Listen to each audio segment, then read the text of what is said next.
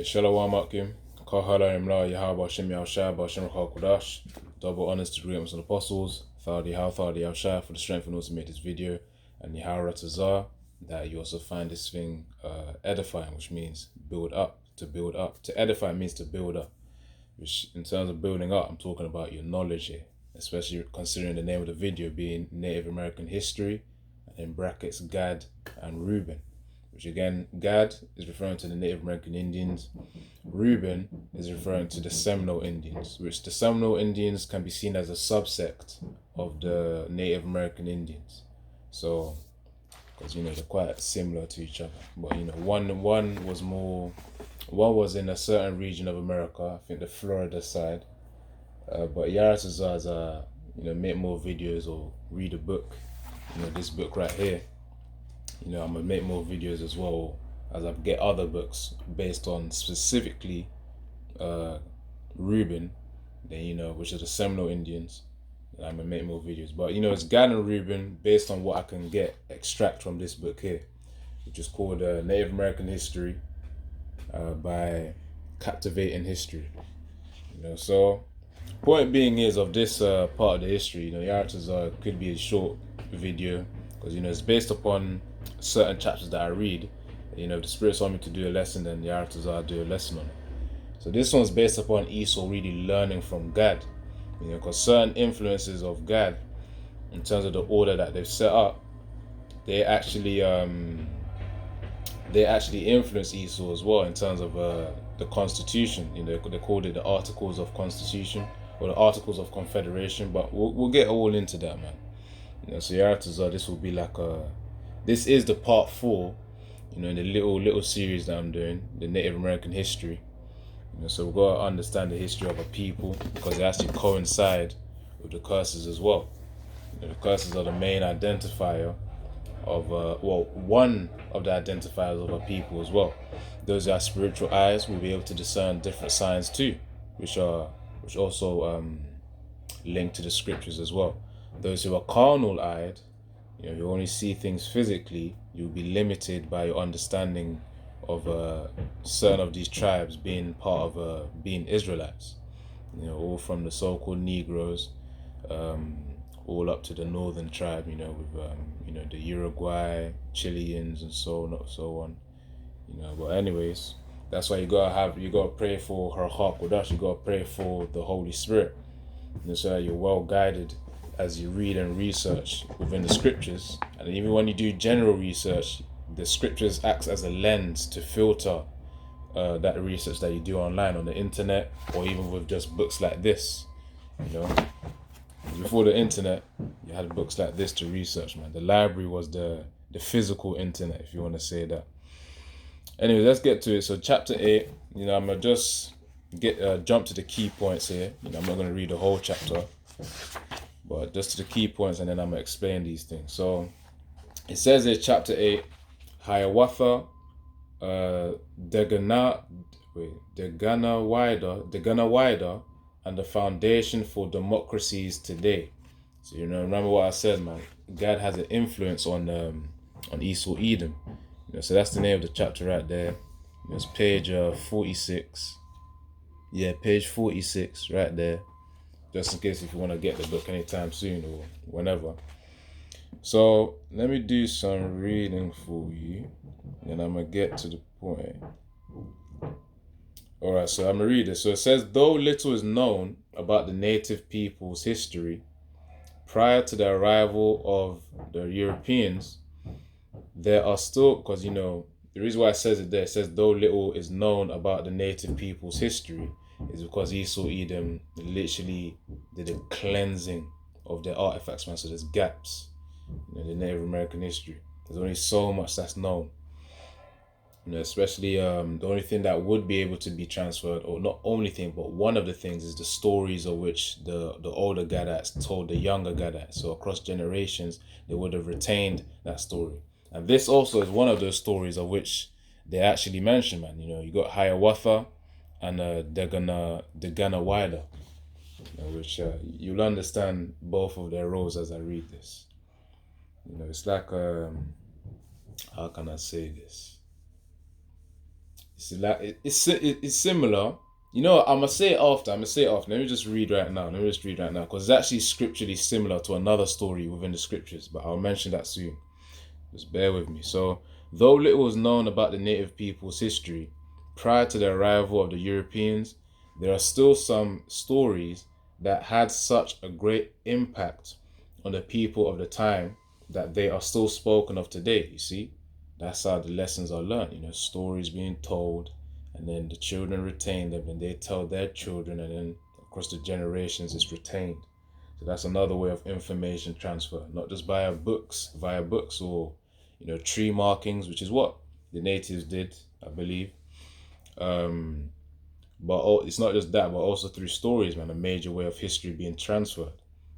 So it says, one such legendary person called Hiawatha, even people today have heard of his name, even even if they don't know anything about his history or his effect on the tribes and settlers that are still felt today. So, of course, when it says effect on the tribes, again, this is tribes within Gad, within the Native American Indians. So it says here, he was not simply a chief, he was well respected. The direction that he would lead his people resulted in the founding of the Iroquois nation, and a few centuries later, their confederation would be a primary influence for the government of the U.S., the United States of America. And, I think in the part 3 or part 2 also, I also went into the Iroquois nation too, man, in terms of their weaponry, especially the part 2. I mentioned about the weaponry which they use. Actually, no, with what they traded with the Algonquin nation, man, or the Algonquin tribe. Because there's a certain, see, the nations within the Native American Indian tribe. You gotta break it down here, because obviously in Israel there's Gad. Gad is his tribe. Gad is the Native American Indians. But within Gad, in terms of their history, there were different nations. These different nations consist of tribes within them as well. So sometimes it's nation and tribe are interchangeable, but just for simplicity and understanding, we're going to break it down like that. There were nations within Gad, and within those nations there were tribes. So the Iroquois nation was one of them. The Algonquin nation was also another one too. So of course they traded, weapons for food as well between them, as I mentioned in the part 2. I think some of it in part 3 as well, but mainly part 2. So this was the Iroquois nation, man. So that's just a reminder of part 2 on Gad's history. So, and a few centuries later, their confederation would be a primary influence for the government of the U.S., the United States. So yeah, this is the beginning or the context of when I said Esau actually had an influence from Gad. Esau learned from Gad, man, in terms of being able to rule a nation. During the early phases of the United States of America being established. So it says he did not work alone, though. It says Hiawatha was a peaceful man, but the vision behind the peaceful change among the 5 primary tribes belonged to the Gunawida. So he was the one of whom the Gunawida was like the man behind the I say the man behind the scenes. Well, the one of whom the idea of peace amongst the Iroquois nation was established from. And I'm gonna get to that. Don't worry, I'm gonna get to the. I did mention earlier on that there's actually a scriptural story that's similar to this as well, man. But first, let me keep going just so that you gain the understanding. Now let's see something here. All right, so yeah, let's get some backtrack here. So prior to it says the next part says where the myth starts. It says prior to the founding of the Iroquois Confederacy, the people of the northeastern woodlands were constantly at war. The perpetual strife had taken its toll, but it seemed like an impossible feat to get the tribes to finally set aside their differences and make peace. So they were fighting amongst each other within the tribes within the nation of Iroquois, the Iroquois nation. They were fighting amongst each other. So, that's part of the curses as well, that thine eye shall be evil towards thine brother. That's not even just amongst the Israelite tribes. This is even amongst the people of that tribe, if you get what I mean. So it's not just, let's say, it's not just fights between like a so-called Negro, let's say tribe of Judah versus tribe of Issachar, for example, which is the Mexicans. It's not just the curses of thine eye shall be evil towards thy brother, Deuteronomy 28. It's not just for that. It's also within the actual nations as well. So this is Judah, within Judah, thine eye shall be evil towards thy brother. That happens amongst Judah. And not just that too, also amongst Issachar, amongst Gad, amongst all these other nations as well. Asher and all that. They had an evil eye towards each other. And this is an example of that. So let's see this. So continue on. It says the 5 tribes who were in constant war were the Cayuga, Mohawk, Oneida, Onondaga, and Seneca, and they were called the 5 nations. It is believed that Hiawatha was born around 1525, more than 50 years before the English would make their first failed attempt at settling in the New World. Born into the Onondaga tribe, his early years were spent between what is now the St. Lawrence River and Lake Champlain. His tribe was as warlike as the others, so they were a fighter tribe. That's within the nature of God, and it was proven to be a significant drain on the similar tribes, as they killed their own people through wars. The people who had so much in common continually weaken themselves, making them easy targets for other tribes. At some point, Hiawatha was either captured or orphaned, and Mohawks adopted him. So there was a lot of fights, man, going on. So let me just get that preset I was talking about. Just hold on.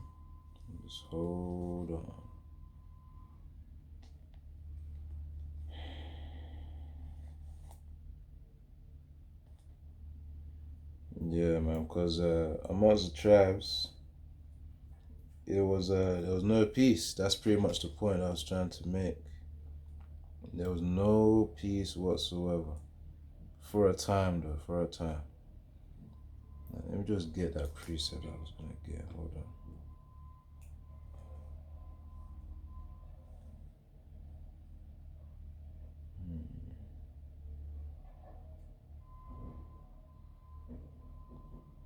Well, first of all, actually, before I even get that one, let me get this one.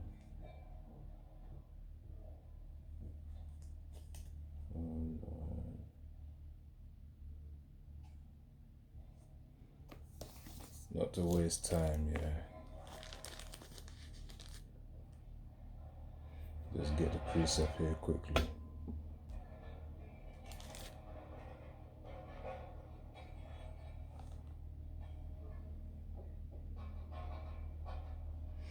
Okay, calm. Let's see.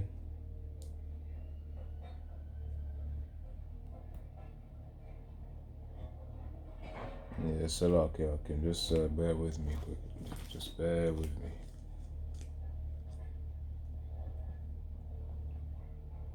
$28.54. Okay.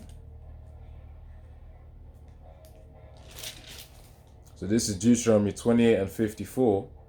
It says, so that the man that is tender among you and very delicate, his eye shall be evil toward his brother, and towards the wife of his bosom, and towards the remnant of his children, which he shall leave. So of course, it's part of the curses, man, of which God was going through, as we saw there, the 5 tribes, Oneida, Onondaga, Mohawk, and the other 2. They were fighting amongst themselves, man. Let me read the list again. So Cayuga, Mohawk, Oneida, Onondaga, and Seneca, the 5 nations or the 5 tribes amongst the Iroquois nation.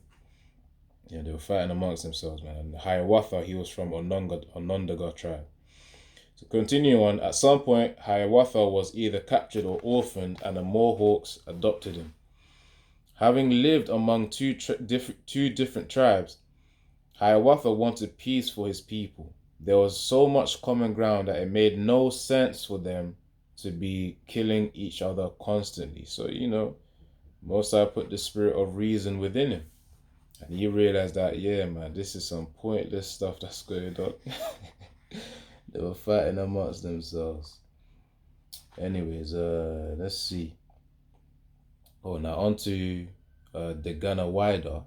If you know what the idea of peace actually originated from. It says, the myth says that he became chief of his tribe and had 7 daughters. One of his enemies tried to woo each of them in turn. As each daughter rejected the suitor, he would kill her. Feeling completely devastated after the death of all his daughters, the chief went into the wilds to grieve. As he traversed the wilds, he encountered a prophet, because in Gad, I think they have this thing called shamanism. They're like the so-called prophets or so-called seers, or let's say the spiritual ones, for a lack of a better way of putting it. The spiritual ones are which the people sought for guidance, for their idols, for the idols that they worshipped. So shamanism, if you research that, that's like the idolatry that the Most High put Gad up to, the wood and stone, remember. So in fact, let me even read that quickly. It says in Deuteronomy 28:32, the sons and thy daughters shall be given unto another people, and thine eyes shall look and fill with longing for them all the day long. There shall be no might in thine hand. Now, of course, that's all about when Esau Edom comes back. Well, I say comes back, but when Esau even arrives from the European nations to defeat these guys, the Spanish, the Don, the British, the Portuguese, coming in to dominate and oppress these Native American Indians. So verse 33, the key part here, Deuteronomy 28:33, the fruit of thy land, all thy labors. Actually, hold on, let me just make sure just to see if it's the actual verse. Alright, cool. Yeah, verse 33 is the key part here. Deuteronomy chapter 28:33, the fruit of thy land. That's a lucky if you hear knocking, man. Sometimes, there's construction happening outside. And also, there's also my bottom neighbor, the one below me, is also having some work done. So it's a lucky if it's overshadowing my voice. So Deuteronomy 28:33, the fruit of thy land and all thy labors shall a nation which thou knowest not eat up. You see? And thou shalt be only oppressed and crushed always. You see? So Esau Edom came to actually extract things from the land. Just to not to get sidetracked from this Hiawatha and the Ghana Wider story here, in terms of the history of Gad and how Gad influenced Esau Edom. The Spanish were ruthless when it came to extracting resources from Gad and their land. It says here, let me see if this is it. Yeah, man. Yeah. Esau Edom did this is why Esau Edom's gonna get the punishment, man. I was just checking out the paragraph. That's why I'm reacting. So, anyways, this is back in chapter 7 now. California and Northwest Coast. That's just history on that part of America. The Northwest Coast and California, man. So yeah, that's in page 40. So it says here, actually no, page 41 is the part. I'm reading from page 41. So it says the Spanish invasion, as you can see right here. Spanish invasion and then further torment by Americans. So just not to get sidetracked, just a little thing, just to support that precept that we just read. I'm going to read the precept again, but let's read this. It says here in the Spanish invasion, chapter 7, California and Northwest Coast. So Spanish invasion. Like the native peoples of the southwestern region, the California natives had the misfortune So the California natives had the misfortune of encountering the Spanish with a desire for further wealth and power. You see? And the Spanish invaded the southern region of California by 1769, and Catholic cleric Junipero Serra had had created a mission in present-day San Diego.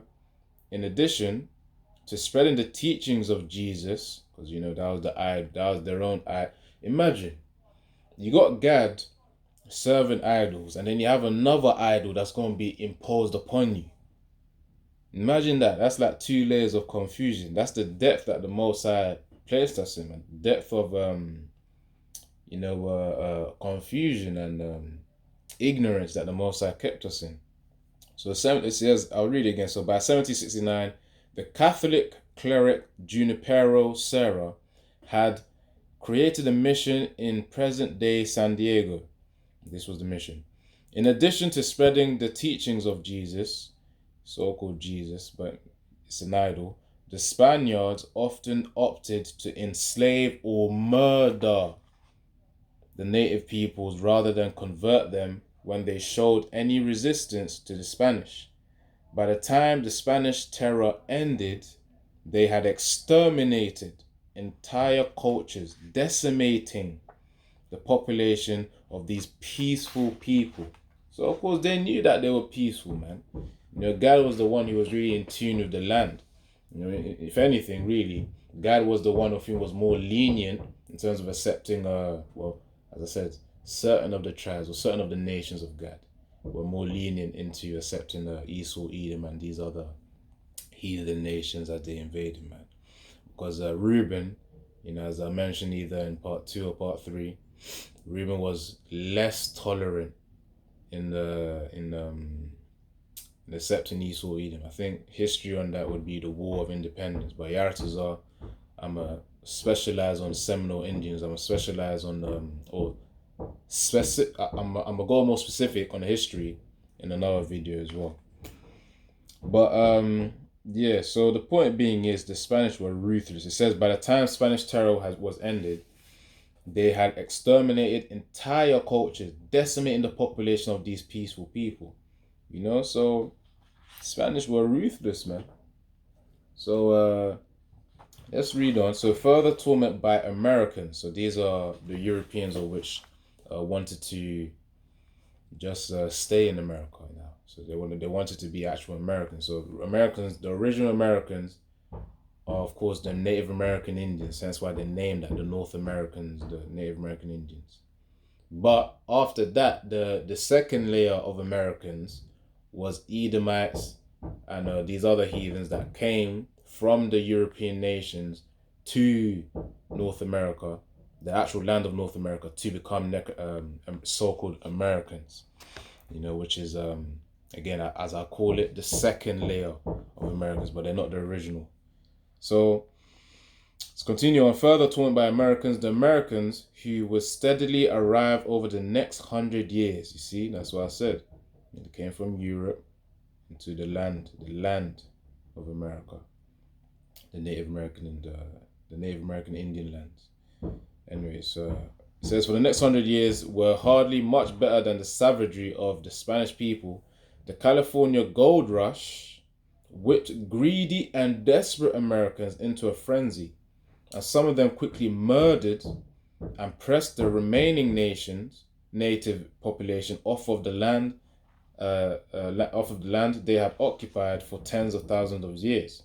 You see, so the second layer Americans were displacing the first layer Americans, which the first layer Americans are the original one, which is Gad, Native American Indians. So it says, nor were the American policies. It says the American claims that the Americans claim that was just religion.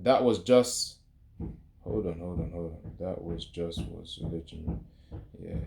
Anyways, it says the Americans claim that was just illegitimate and greedy as the Spaniards who came before them. You see, the Spanish invasion, as we said, they decimated people, they killed people because of the fact that Gad didn't want to serve their idol. Which all in all, both sides were serving idols anyway. So again, the Most High had Gad, he had us in a flipping state of ignorance, man. Because the reason why I say us, because Gad, of course, is part of the tribe of Israel. We are Israelites, you so-called Negroes, Latinos, and Native American Indians. That's why I'm getting into the history of the Native American Indians. Because sometimes you hear of the transatlantic slave trade, and certain history like Jesus of Lubeck being one of the ships for of which was used to actually transport slaves, which is just a mockery at the same time, man. Then you got the so-called Negroes as well, flipping serving the idol of which a ship was named after them. So-called Jesus Christ, which is just, again, this is the level of ignorance the Most High has kept us in. But anyways, you hear of that, but I'm just want to get into Gad and Reuben, because certain times you don't always hear too much of them. I mean, you hear like the basic ones like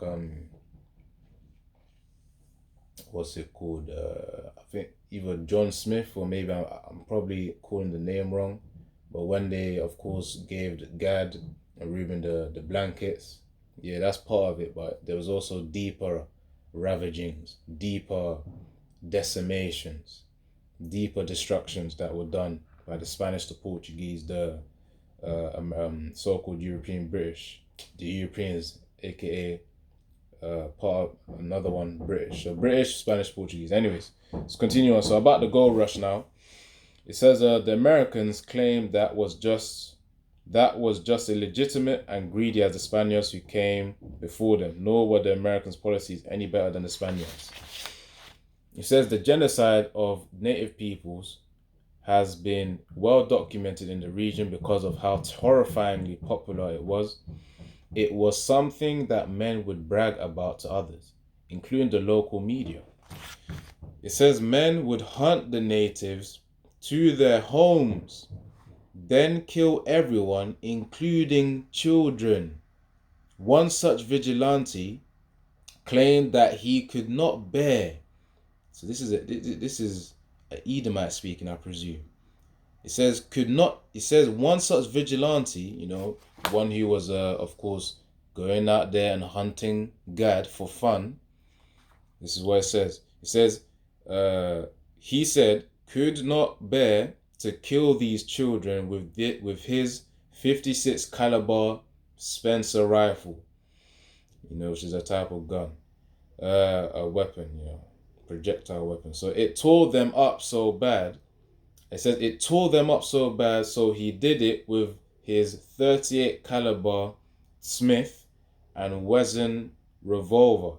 This kind of psychopathic thinking was far too common among some Americans at that time. So Esau, Edom, that was when that hate was very potent towards us. The Most High really fueled his spirit to be a punishment unto Gad as well, man. And Jake, it's not just Gad, remember, it's also other Latin American tribes and Southern tribes as well, their history too, man, with how they suffered. But we're focusing on Gad right now, and Reuben. So of course, he said, basically the meaning is, this Edomite, as I said, I presume that it be an Edomite, whether it be a heathen or Edomite, the point is the hate was towards Jake. But considering the hate here, I believe that it was an Edomite. So it says he could not bear to kill these children with his 56 caliber Spencer rifle. It tore them up so bad, so he did it with his 38 caliber Smith and Wesson revolver. So he didn't want to waste his quality weapon, his highest quality weapon for Jake, man, for Gad. He said, okay, I'm gonna use a lesser weapon just for these lot right here. So of course it shows the perception of low honor or disrespect, the amount of disrespect that these Edomites had for us, man, for Gad. So anyways, they want to make this too they want to get too much on the other tangent, but yeah, this is the scripture which made me bring this out in chapter 7. It says in Deuteronomy 28 and 33, the fruit of thy land and all thy labors shall a nation, British, Spanish, Portuguese, No, the heathens, in other words, especially Edomites, which thou knowest not, eat up, and thou shalt be only oppressed and crushed always. And that's it. Spanish invasion, you had the Americans with the gold rush just killing natives, chasing them down. There's a lot that happened, man. But anyways, let's continue with the story of Hiawatha and Degana Wida. So that's that. Now let me read this again. It says there. So the myth says, back in chapter 8 now, about page 47, it says the myth says that he became the chief. So Hiawatha became the chief of his tribe and had 7 daughters. One of his enemies tried to woo each of them in turn. As each daughter rejected a suitor, he would kill her. Feeling completely devastated after the death of all his daughters, the chief went into the wilds to grieve. So Gad was on some different level of thinking, man. I don't know if it's talking about him killing his daughters or... Hold on, let me read that again. It says, one of his enemies tried to woo each of them in turn. As each daughter rejected the suitor, he would kill her. So basically, Hiawatha was killing his own daughter. So that was a mad level of thinking, which is against the scriptures. But remember, Gad was in a state of ignorance here, so they were worshiping idols. So, anyways, it says there, he went to the wilds to grieve. As he traversed the wilds, he encountered a prophet, the Ganawida.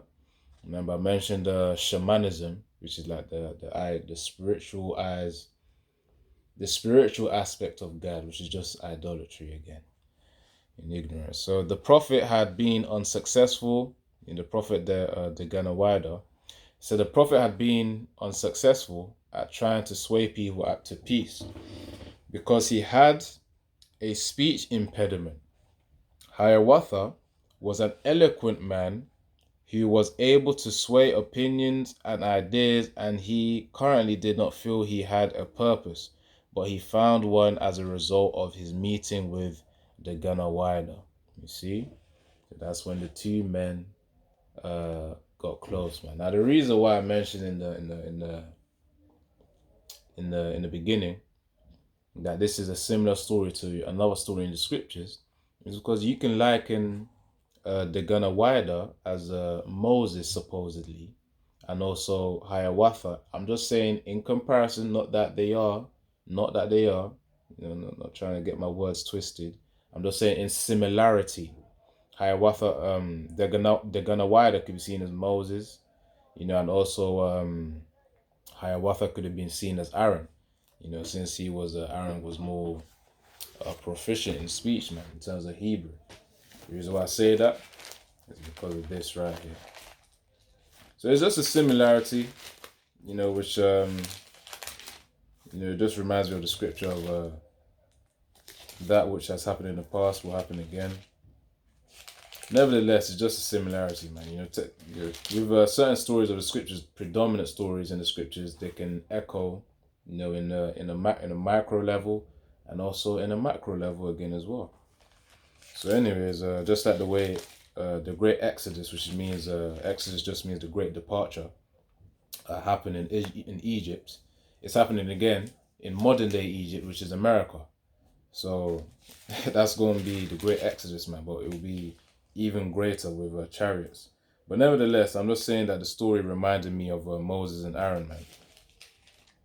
All right, so let's see this.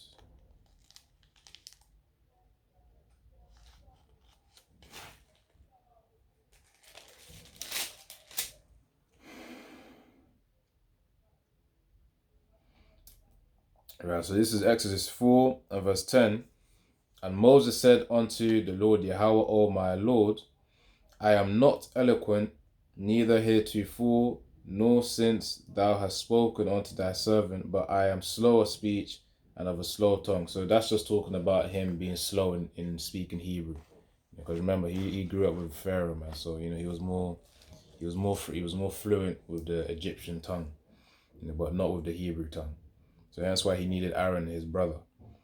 So it says in verse 11, and the Lord said unto him, who hath made man's mouth, and who maketh the dumb or deaf, or the seeing or the blind? Have not I the Lord Yahweh? So this was Yahweh encouraging him. Now therefore go, and I will be with thy mouth, and teach thee what thou shalt say. So again, this was one of those moments where Moses was required of Yahweh to have more faith in him. Which, it's all a process. It's all a process. But this is what Moses says. It says verse 13, and he said, O my Lord, send, I pray thee, by the hand of him whom thou wilt send. So, of course, Moses was saying, please have another man to speak. And he said that unto Yahweh. Verse 14, and the anger of the Lord Yahweh was kindled against Moses, because, Yahweh wanted Moses to have more faith within him, in the fact that he could guide his mouth. It says, and he said, is not Aaron the Levite thy brother? I know that he can speak well. You see, he can speak the Hebrew tongue well. And also, behold, he cometh forth to meet thee. And when he seeth thee, he will be glad in his heart. So the point being is, Aaron was the spokesman for Moses, the same way, just so that you can understand it. That's why I'm bringing out this scripture. The similarity. The same way Aaron was seen as a spokesman for Moses is the same way Hiawatha was the spokesman for Daganawida. So anyways, this is just me trying to bring similarities here. But anyways, let's get into the history. So it says, they returned together and began to change both the way the 5 tribes interacted and the way they would govern themselves. So both of them had the idea of having peace, man. Now let's skip on and actually get to the point, man. Yeah. But anyways, Yaratazar, you're being built up though as you watch this video. Because this is history right here. Our people. So anyways, let's see. Let us see.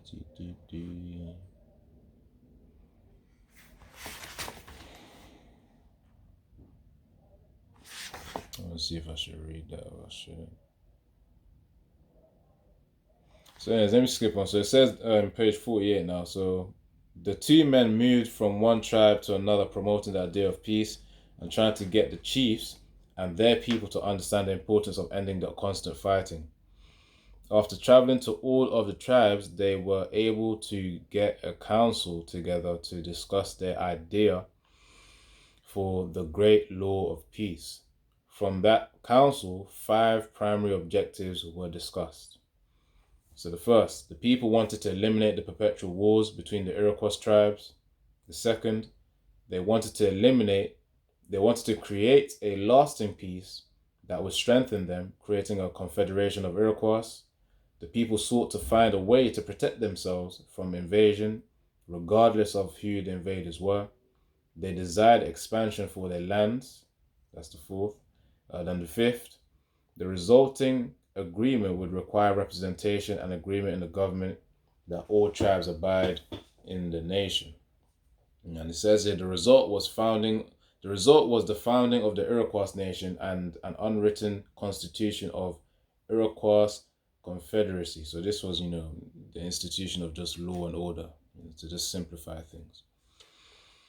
It says there are 117 articles in the Constitution covering a wide range of interests, concerns, and eligibility to join the Confederacy.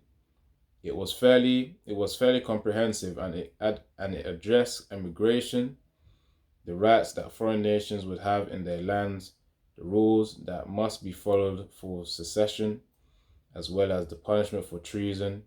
Perhaps most importantly, it stated what rights were guaranteed to the people within the nation. So, God still has some, reasoning within him in terms of law and order. Despite them being in their ignorance, the Most High still gave them intelligence to have law and order amongst themselves at some point. So anyways, let's get to the point where Esau Edom was influenced. It says there in page 49 now, chapter 8, it says how the peace of the Iroquois Confederacy influenced democracies today. Most people believe that the democracies that are spread all over the world today were found based on the democracy of ancient Greece, which obviously, Esau Edom always praises ancient Greece, Rome as well, because that was the time that he was ruling as well, man. Of course, with the Roman Empire, certain portion was Jake, certain portion was Edomites as well. From Nerva onwards, that was when Jake was ruling, man. Nerva, one of the Roman emperors. But anyways, let's continue on. It says, and Greece as well, of course, predominantly was Esau, Edom, man. Jake was among them, but mainly Esau, Edom was the one ruling. So this could be true for some democracies, but those that are based on the U.S. idea of democracy were actually influenced primarily by the Iroquois nation. You see, so it states right there that the Iroquois nations had an influence on the U.S. Confederacy, if I could say that. The idea of democracy. It says Iroquois nation, not the Greeks. Pieces were borrowed from the ancient Greeks, but the founding fathers had a much closer template that they could use. And yeah, it says one of the greatest admirers of the very detailed Iroquois constitution was Benjamin Franklin. He saw how well the nation had been able to govern itself for several hundred years, and the people were far better off than the colonials. You see, so Esau started to admire how Jake was ruling things, taking control of things, man. So let me get this precept here in support of that as well. So this is Jeremiah 10 and verse 16. It says, the portion of Jacob is not like them, for he is the former of all things, and Israel is the rod of his inheritance, and the Lord Yahweh of hosts is his name. So of course, where it says, for he is the former of all things, Jake is the ones who truly pioneer for certain products, who truly innovate, Jake is the origins of these things of which people use nowadays, man. All you gotta do is research so-called black inventions, for a lack of a better way. But we gotta say that term because of it's the label of Esau, Edom, and that's just the way we gotta do it for the internet to give us. We can't just say inventions of Israelites. You can't just put that there on the internet. But yeah, anyways, it's in ignorance. But to the point though, Jake is where the origins of things actually start from, man. Whether it be in righteousness, but also in wickedness as well, certain things too. Which is quite unfortunate. In the times of wickedness, of course. So that's what it means right there, man. The reason why I got that one out, Jeremiah 10:16, he's the former of all things. Jake is the origin of all things. It's because Esau got influenced by Jake, man. That's proof right there. The precept proving this point, or this point proving the precept, I should say. So he saw how well the nation had been able to govern itself for several hundred years, and people were far better off than the colonials. Crime was far less common among the native peoples, and they had laws that covered actions that were a constant problem for colonials. When the War of Independence ended, the colonies breaking away from the crown, Benjamin Franklin used the Constitution of Hiawatha, from centuries before as the basis of the Articles of Confederation. In 1777, these articles were adopted by Congress. Today, many of those ideas are part of the fabric of the U.S. and the way it governs. We're going to read some examples of Articles of Confederation. Yeah, it's as I can get it. Hold on.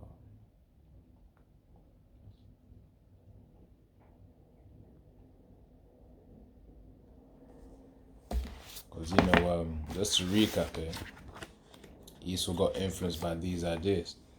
The first five that was mentioned, such as, people eliminating the perpetual wars between the Iroquois tribes, creating lasting peace among them, protecting themselves from foreign invaders, and obviously expanding their lands and power, stuff like that. It also says it covers a wide range of interests, concerns, and eligibility to join the Confederacy. It was fairly comprehensive, and it addressed immigration, the rights for foreign nations would have in their land, the rules that must be followed by secession, and as well as the punishment for treason. Perhaps most importantly, it stated what rights or guaranteed to the people within the nation. So that influenced this confederation here, which you can see it.